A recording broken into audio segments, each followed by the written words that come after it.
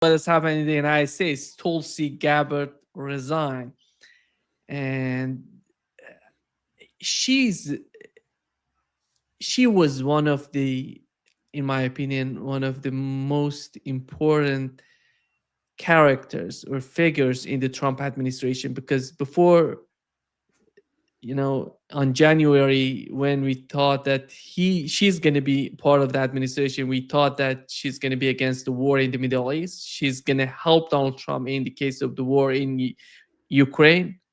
Nothing of that sort has happened. We have, the continuation of the war in Ukraine, the war in the Middle East, which we didn't have it before.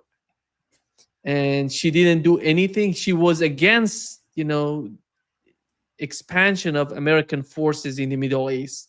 When it comes to Syria and those problems in Syria, she was advocating for withdrawing the troops from Syria, no more war in the Middle East. But yeah, we haven't heard that much from her position when the war against Iran started. And right now, if you remember, the Trump administration, the White House, by the way, if I'm not mistaken, a month ago, they announced that she has to resign before midterm election. Yep. Right now, we've heard today's all of a sudden we've learned that she resigns, and because of her husband having some sort of bone cancer, that's why she has to be, help. She has to help him during the process of, the medical process that he is in. And what is your understanding of Tulsi Gabbard? Is that going to be a big loss for the Trump administration, or is that, or they're not going to be that influenced by, by losing Tulsi Gabbard? And it's not just about Tulsi Gabbard. We had Amaryllis Fox yesterday. She resigned as well. It seems to me that these resigns are somehow related to the war in the Middle East. Your understanding of what has happened? When you said, something happened in America, that's just like, yeah, okay. Which time, this time of the day, did something happen in America? That's just kind of like, the endless train wreck that is modern America. There was a prediction that most of the people that came in with Trump wouldn't be there by the end of the year. So a lot of them have made it past the end of the year, but they're falling out left and right. And Trump gets rid of a lot of people around him. And he's a bully about it, too, by the way, as we saw with Kent. Now there's investigations on Kent for telling the truth. And Kent left. And Trump mean mouths his people, too, after they leave. He doesn't do it to their face, but he does it to their back. With Tulsi Gabbard, it's not a big loss, honestly speaking, at all. There was a lot of hope on her, but the first thing that kind of looked wrong is when Danny Davis, she wanted Danny Davis to be her assistant. And because he wouldn't bend the knee to the Israeli lobby, that was gone. So that already started the alarm bells ringing for anybody who's paying attention, because, hey, so she must have bent the knee, and her rhetoric started becoming more pro-Israeli. I'm sorry, I got to change my position. I got an old army injury that's flared up, so I got to lift my leg up. I'll move me down a little bit, so I'm still in the. So that was already one of those signs, but she was still against the Iran war. And she testified to Congress that Iran's not looking to make nuclear weapons.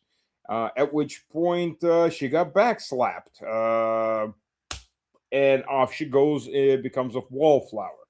Now, to understand Tulsi Gabbard, she was the up and rising star in the Democratic Party until she fell out with the Democratic Party. She went over to the Republican Party. If she had just stayed a senator or she'd become some of the sort, that'd be one thing. But she's now in the Trump administration, and she's got if she gets gone from that, fired by Trump, her political career is pretty much over. She doesn't have a home. America only has two sides of the same coin. So what do you do? Well, she kind of became a wallflower, and nobody heard of her. There was even people putting up mock posters of Tulsi Gabbard. Have you seen this woman? You know, she's been missing in the White House for so many weeks. And the unfortunate part is all the hope that was placed in her, that the things that she could get done, as we've seen with a lot of hope placed on a lot of people, and Trump himself to begin with, it's all been misplaced because the end results. Uh, well, with her, I mean, she was neutered fast enough Yeah. to serve the Israeli agenda. Other people either got fired, left, or were never were always with the Israeli agenda or the neocon agenda, and they were just pretending. And then that includes Trump himself. Trump's been the biggest disappointment for most people. Period. And you can watch some people. They try to excuse him. They were trying to excuse him, and as time went on, they stopped excusing him. Some people are still trying to excuse him. Most of MAGA, actual MAGA, left because they weren't MIGA. What's left is MIGA, maybe MIDGA, make Trump great again. Those are his groupies, cult followers that are left, and these are people that bought Trump coins, which are down by 96% from their high. Um, so to be part of the Trump family, gave him $30 billion as a present for him and Melania, because Melania also had Melania coins that came out. This is the reality of it, and like I said, unfortunately, she got very little done. She did give us some insights early on into Trump. I remember it was February of last year, maybe it was even March, where she was talking about how, because Trump doesn't like to read, that should be setting off alarm bells already in people's minds. Because Trump doesn't like to read, they had to rearrange the briefs for the president from having papers with words on it to something that looked like a Fox News brief. Mm. So, and what's a Fox News brief? If you look at Fox News or CNN, any of this crap, at best, and I'm not even talking the propaganda. I'm just talking about news value. At best, you skim the very top of an issue. They give you the loud sounding headlines and just skim a little bit of the fat off the top, and you know enough to not know anything. You know enough to have your opinion formed by someone else. And when that's the brief for the president of the United States on things, that's bad. That's very bad, especially a man like Trump who really doesn't know a lot about most things when it comes to any world affairs, and he totally does not know economics. We know that, and all the fools that believed him when he said, the evil manufacturers, why they're evil, I'm not quite sure, but the evil manufacturers will pay the tariffs. Well, no, but the majority of American people believed him, and this is just as an example. So when she gave that view that the briefs are going to be like this, why is anybody then surprised when they find out that Trump's Iran war briefs were 2 minutes of things America blowing up? Not America things blowing up, but only the things America's blowing up for 2 minutes. And that's it. That's all you need to know, Mr. President, about the war that you've started for the day. So unfortunately, yeah, this is she just didn't not just underperformed. Mm. She was a total just disappointment and failure. Yeah. Actually, she gave us a briefing. You remember briefing on Iran and nuclear program of Iran. She said there Yep, is yep, no sign that Iran is pursuing yep, nuclear weapons. Then Donald Trump came out before the war started, before the first round of yep. wars. Donald Trump said, I don't care what she said. I have my Ah, assessment. yeah. Come here, Tulsi. Come here. Pow! Back in the closet. And Yeah. if we want to hear from you, we'll pull you out and squeeze your head. Uh, that's yeah, That was the yeah. end. I think we haven't heard that much yeah, from her since then. And with the war, when the war started, we haven't heard anything. Anything. I mean, I hope her husband doesn't have cancer. Bone Mm. cancer is well, any kind of cancer is a Yeah. bitch. Bone cancer is one of the worst. And I pray that everything goes good for her. But as a member of the cabinet, absolute disappointment. Yeah. Absolute disappointment. But when you're in in an administration like the Trump administration, what else can you do? Everybody's against you. You know what you can do? Yes, Masa. What do you want me to say, Masa? You tell me what you want me to think, Masa. I repeat whatever you say, Masa. Yes, Masa. You're the Yeah, man, Masa. You're always right, Masa. That's right. That's the way you survive in the Trump administration. You feed exactly. his ego. That's it. That's it. No matter how stupid a thing he says, yes, Masa. You're the man, Masa. That's it. Yeah, That's. And if that's you're not willing to do that, if you have any decency, any self-respect, you know, um, figure out who you're about to serve. It's not the American people, and it's not your consistent. So it's that's who you have in power. yeah. That's why we had Joe Kent resigning from his position because he couldn't do anything about it. And he went after Kent. Kent's wife, who Yeah, was CIA, she died from the head chopper yeah, Jelani's people. yeah. Who, by the way, Trump with pride said he's my man, and I put him into power. The guy that's swimming in blood, Christian blood, Alawite blood, Shia blood. That the guy who's they got photos of him killing, by the way, Americans. Cutting women's children's heads off. I mean, he wasn't exactly camera shy about that, but now he's playing basketball with CENTCOM command. Yeah, just 2 days ago, he received two perfumes from Donald Trump's special gift. From, Ooh, the child of dead, the smell of dead child and dead yeah, woman, something like that. Rotting corpse. Uh, this is how reality is distorted in the yeah, Trump my question administration. was, after he visited Trump administration, did Trump wash the blood of little children off his hands, or did he lick it Yeah, off of his hands? yeah, yeah. Sas, when you look at the situation between Israel and Lebanon, you've seen what Hezbollah is doing right now. Yes. What is your understanding of the strategy of Hezbollah and how effective is that in your opinion? With what Hezbollah has, I think they're pretty effective. I mean, Israel is out to wipe the land clean. Israeli Zionist backers in the West are there to make sure they help.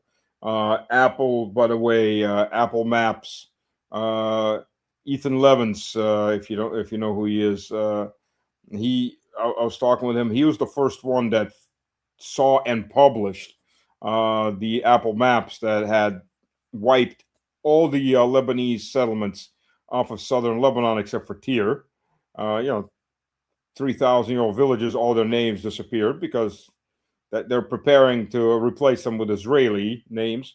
And Israel is out to not just murder off anybody that's left that hasn't gone, and keep killing them as they've left. But Israel is trying to exterminate any evidence that these people ever existed. I mean, these villages are 3,000 years old. Some are older.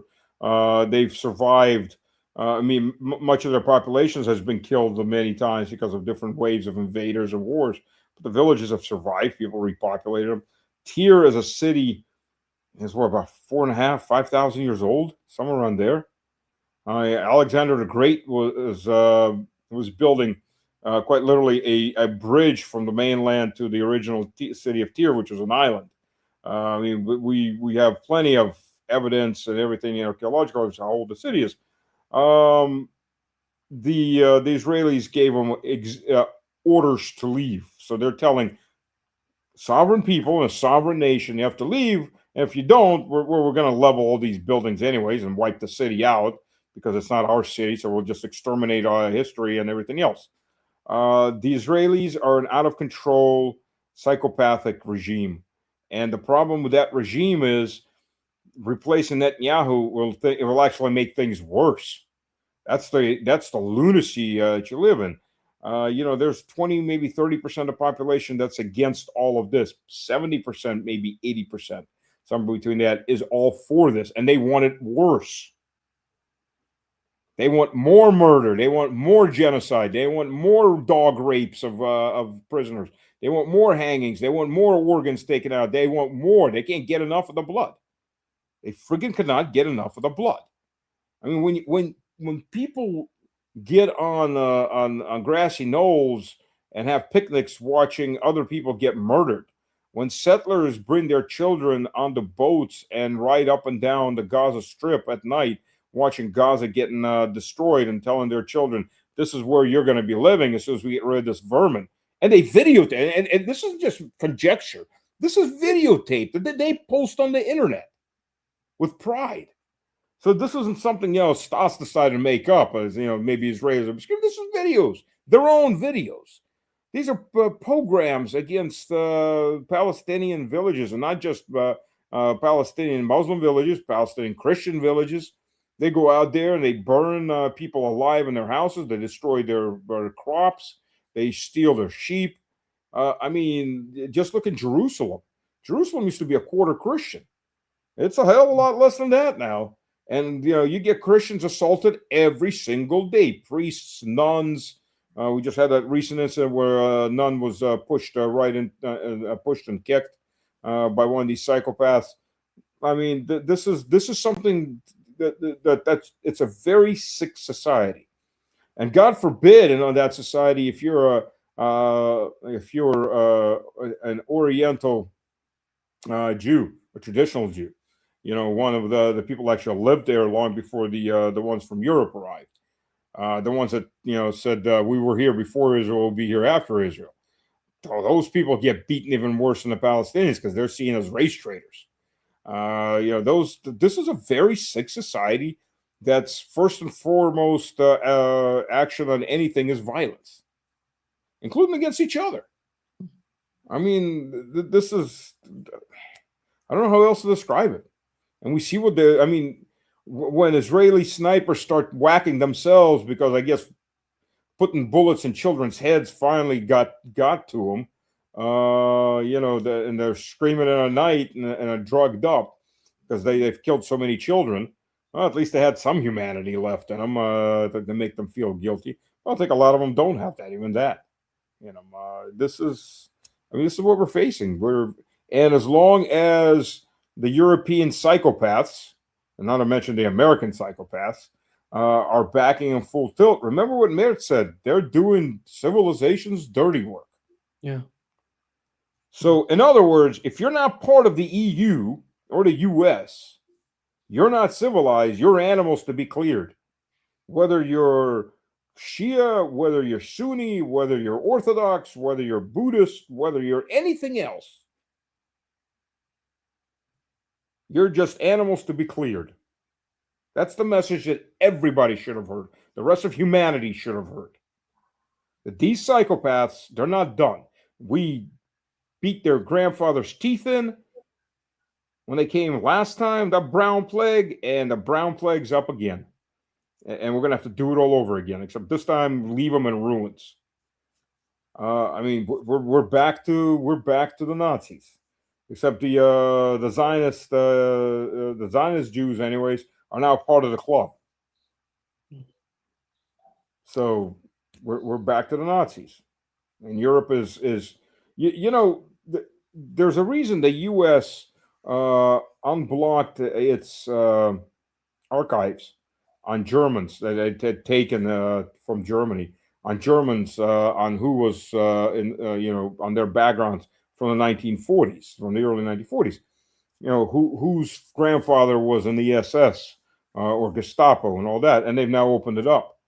It's to normalize for the German population. Go look up your granddad. Oh yeah, he was a Nazi. See, it's okay. Nazis are good. It's good. Be a Nazi again. And they're doing this on purpose. It's everywhere in the West. It's permeating everything in the West. Yeah. How many do we know how many of these Iron Dome batteries Israel produced per year, or other countries producing for Israel? Because at least in the last 2 or 3 days, we've seen 5 or 6 of them being hit by FPV drones. And what do we know about that? Well, the Iron Dome can't stop ballistic missiles. It's not made for that. It can do drones, particularly like Shahed 1 drones. They're pretty slow, and they're loud and noisy. The more modern version Shaheeds are based off of the Russian Garans. I don't think they can stop. They fly higher. They're a lot faster. And I'm not talking the Garan 3s, which are jet powered. There's nothing Iron Dome can really do with those, and they're maneuvering. But the older versions, the first versions, yeah, they're pretty slow. But hey, they took out American radar systems. They're worth $500 million. So you want to talk about a payoff? Whoever piloted that one should have gotten a bonus uh, from the Iranian government. But if you're looking at what they were created for, was to deal with. They were supposed to deal with the rockets that Hamas was firing. Now, Hamas was firing rockets into Israel. They're pretty dumb homemade rockets. I mean, you pretty much it's just ballistic rockets. There's no guiding them in. They just fire off a bunch of them, and they land wherever, right, in that general direction. And not much of a payload. I mean, this is homemade stuff, basically. Um, what Iron Dome did, the smart part of Iron Dome is the radar calculations, because what they do is they pick up all the rockets, and they're just ballistic arcs. They got the parabolic arc, and they're calculating where they're going to land and what's there. And if it's not a village or a built up area or some base, they just let it go. Maybe there's one or two houses out there. It's just not worth shooting them because it's too expensive. Stuff that's heading into some village or some base, they'll start shooting that. And they were pretty damn effective against that kind of weapon. Iran shooting ballistic missiles in. Pac 3s barely handle ballistic missiles. Pac 2s aren't designed for it. And we've seen Pac 2s firing off, and this is Patriot Pac 2s, firing up to the one count. There's one that I think there was 7 or 8 missiles they fired off, and the ballistic missile just fires right past all of them, blows up somewhere. Camera turned, and somewhere a couple buildings over blew up. That's the reality. Iron Dome can't do anything about that. So Iron Dome in Abu Dhabi would be good for any slow drones or maybe very slow cruise missiles, though that's questionable. So it's there. The missiles, part of the missile components are manufactured in the U.S., part in Israel, but they're pretty low on ammunition these days. And they can only produce so much so fast. So any system can be overwhelmed.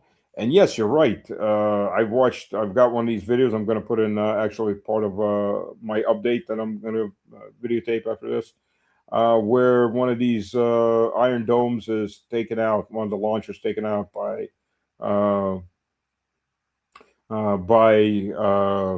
FPV drone. FPV drone. Yeah.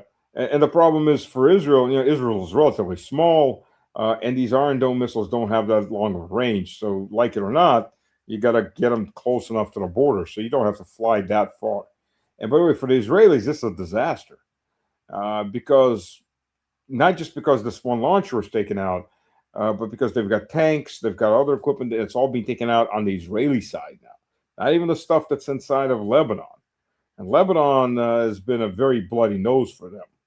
I mean, yeah, sure, they're great at taking out whole villages, especially when there's nobody there, blowing them up, demolitions, or shooting, dropping 2,000-pound bombs onto 10-story apartment buildings to take out everybody in it. Oh, they're good at that.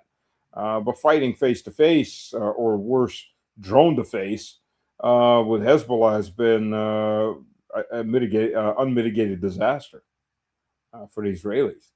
So we'll see how that goes, how long they can keep swallowing. But right now, I mean, they're rabid with a taste of blood. You saw that the last Freedom Flotilla. Yeah. They've started picking some of those off 1,000 kilometers out. A lot of them were picked off over 500 kilometers out. That's international waters. You're not defending your waters. That's international waters. That's called piracy. But worst of all wasn't the beatings, the sexual assaults, the humiliations of these volunteers who were all unarmed civilians. That's not the worst that came out of this, what the Israelis did to them. The worst is when they get dropped off in Cyprus and places like that. And what the European governments, to a lot of their own citizens, they just didn't give a damn. And not just the European governments, New Zealand and Australia. You know, New Zealand told the New Zealanders there, now these people have been stripped of their documents, they've been stripped of their money, and the New Zealand government told them it's your problem, not ours. Survive however you want. They wouldn't give them any help from the embassy.